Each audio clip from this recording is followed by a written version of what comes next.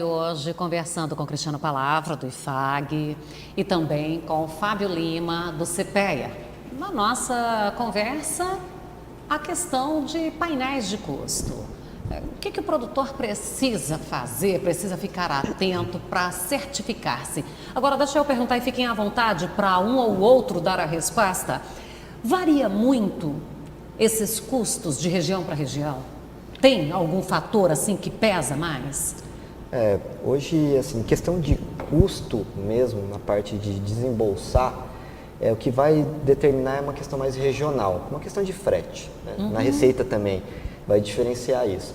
Aí depois uma outra questão que a gente pode colocar aqui é o tamanho da propriedade. Onde tem maiores produtores, eles acabam tendo maior poder de barganha.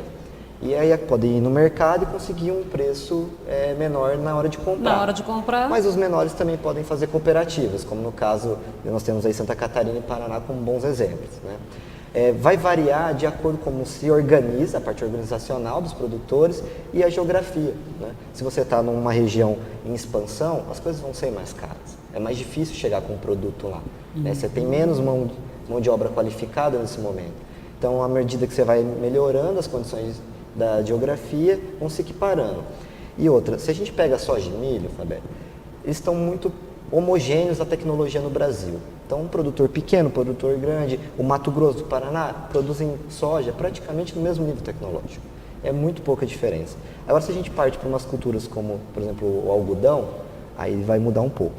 Aí você vai ter produtores pequenos, produtores grandes produzindo de forma diferente, por até uma condição de barganha também, mas também questões tecnológicas, né? Ter acesso a mercados exteriores, por exemplo. O Fábio, a gente fica aqui no sudoeste goiano muito voltado para milho e soja. Sim. Temos aí algodão também, mas especialmente milho e soja. É como você falou, a questão tecnológica, lá na pecuária também a gente está chegando assim numa... Eu até costumo dizer que a pecuária ela está investindo muito em tecnologia, né? Aí vocês, nessas andanças que vocês fizeram por Goiás, vocês estiveram, por exemplo, em Cristalina. Sim. Cristalina tem uma outra realidade que é diferente da nossa aqui, com a competência dela de lá. E se a gente for falar de fruticultura, por exemplo, aqui a gente pensaria que seria um produtor pequeno. Em outras regiões do país, há aquela produção para exportação. Ele pode até ser pequeno, mas eu dizer assim, a eficiência dele é grande. Sim. Isso aí tudo também é levantado? A gente consegue ver esses dados aí depois através da CNA? Isso tudo é levantado? É interessante você perguntar. O levantamento de custo, ele não é feito só por hectare, né? Nós levantamos uma propriedade, modelo. Então, cada região do país da qual é feito o levantamento, nós temos uma propriedade montada para ela, que seria a propriedade que é mais representativa no sentido modal, ou seja, aquela que mais... É mais comum. Mais comum. Não é um maioria, modelo não é que média. seria para dizer assim, O ideal. é o que eu deveria ter. Não, é o que aconteceu, é um É retrato. o mais comum mesmo. É um retrato do que a região representa. Aí, se tem um menor, ele consegue mais ou menos ajustar ali e chegar no que a gente está representando para comparativo. E o maior também, porque a maioria das propriedades estão alocadas naquele modelo que a gente constrói. Então, não só em número de área, mas também nós temos quanto maquinário ele tem, quanto de benfeitoria. E essa propriedade modelo, ela vai variar de acordo com a região. Sim, é o que a região disser para a gente, ó. Nós vamos lá, né, fazer aquela reunião. Vamos imaginar assim, a maioria aqui, a média é de 300 hectares. Vocês terão uma propriedade com 300 hectares. Isso. Em outra região, a gente chega ali no Mato Grosso, 300 hectares, tipo assim, é um sítio, é uma chácara. É pequeno. Né? É pequeno.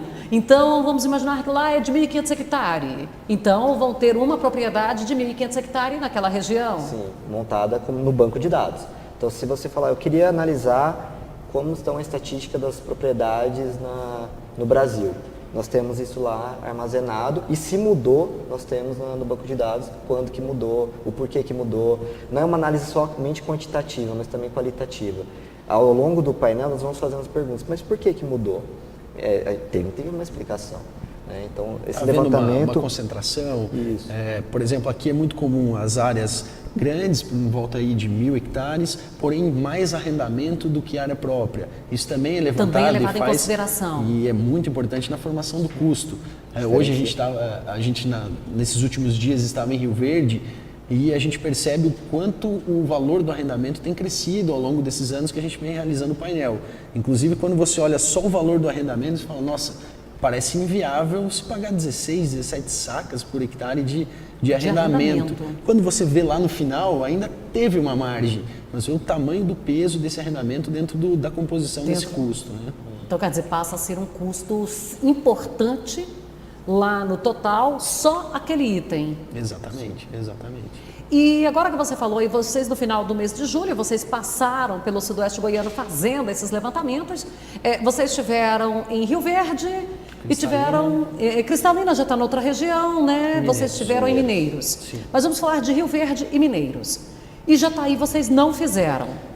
Agora, ao longo dos últimos anos, a gente fez uma vez aqui em Jataí. Fez uma vez em Jataí. Como modelo, como a gente já faz em 2 locais aqui da região, e Jataí é um meio ali, e o modelo é parecido, a gente decidiu manter essas duas cidades e pegar outras regiões também, porque a gente considera que Jataí e Rio Verde tem um modelo produtivo semelhante, parecido, né? Então, assim, para a gente deixar claro para o telespectador, eu tenho os municípios parecidos com a geografia, parecidos com o perfil do produtor, Exato. O nível tecnológico, a maneira de produzir, a estrutura existente, porque, vamos colocar assim, os armazéns, Jataí e Rio Verde tem muita semelhança, então não tem necessidade de dados nos 2 municípios. Exatamente. Ora um, ora o outro. Quando foi realizado esse painel em Jataí, a gente viu muita convergência de informações, então seria assim... a gente já está duplicando um dado já conhecido, né? Então a gente prefere, até porque os recursos são sempre escassos, né? Os recursos financeiros para realizar todo o trabalho, então a gente prefere abranger mais regiões, modelos diferentes de produção. Outros pontos diferentes. Inclusive você perguntou sobre o modelo de Cristalina. Lá em Cristalina é interessante observar o número de sistemas, os diferentes sistemas que tem lá em função da irrigação, né? Então a gente acaba levantando dados de milho doce, feijão irrigado. Porque aí tem essa diversidade. Entram outras culturas por ter essa diversidade, né? Então acaba ficando... É um painel ainda mais completo, né? A gente consegue ter uma análise de outros produtos também. Então ali acaba dando, vamos dizer assim, vamos falar aqui, dá mais trabalho. Dá mais trabalho. Bem mais. Bem mais, exatamente. E com esses dados, a partir de quando o produtor começa a ter acesso? Que a gente sabe que é um momento é que vocês vão lá, que conversam, que buscam, aí vem a validação, a compilação disso. Aí tem um prazo, mais ou menos, para esses dados estarem disponíveis? De acordo com as diretrizes do projeto, o produtor que participou desse encontro, ele tem 15 dias para receber esse material. É rapidinho, então. Da região que ele participou. Certo. Do Brasil todo, depende de terminar os painéis. Então, se a gente for pensar, a Bahia termina a safra dela depois daqui. Nós temos que esperar todo mundo terminar. Então, lá para outubro, nós temos a divulgação do painel geral. Daí estaria começando a outra safra. Bom, também é normal que a gente tenha, tipo assim, em junho está saindo o relatório final, até dezembro do ano anterior. Acho que é em função de toda essa diferença. Então, que a gente vem, não estou falando do caso desses levantamentos do CPEA, mas tem aqueles casos que a gente recebe, né, quando sai com 6 meses de fechamento do ano, para nós, né, que é o fechamento. É importante salientar, Fabélia, que levantados os dados no painel, nessa reunião presencial, depois o CPEA atualiza mensalmente, principalmente a parte de preços. Preços de insumos, preços dos produtos finais, soja, milho, para fazer uma atualização desse número. A gente usa todo aquele embasamento de dados e vai atualizando mensalmente. E isso é publicado não um relatório inteiro, muitas vezes, mas uma síntese, né, da rentabilidade ali que a gente pode acompanhar pelas postagens do CPEA mesmo ou da própria CNA. Publicamente, nós teremos a cada 3 meses um relatório. Não, desculpa, recentemente foi mudado pela CNA mensalmente agora. Terá relatórios sobre coisas importantes. Então, cenários importantes, da quais analisamos perspectivas e fechamentos, né? A partir desses dados que coletamos, nós vamos prospectando para frente o que aconteceria com a soja, com o milho para o próximo ano. Mas quem dá subsídio para nós podermos estipular, fazer orçamentos, são esses dados que nós coletamos agora. Então, o relatório do painel, que é o retrato do que já aconteceu, sai agora, esse ano ainda, da safra 17-18. Nós já estamos falando de 18-19 desde janeiro, lá no CPEA. E aí, como é que você faz? Eu quero ter um acesso mais amplo do que só esse relatório mensal. contacta nós no CPEA. Vai ter uma área lá, você entra no CPEA, no site do CPEA, vai ter área de custos, tem um e-mail. Manda um e-mail para a gente, nós vamos contatar vocês e aí a partir desse momento uma troca de informação ocorre mensalmente e nós podemos então divulgar esses dados para a pessoa que entrou em contato.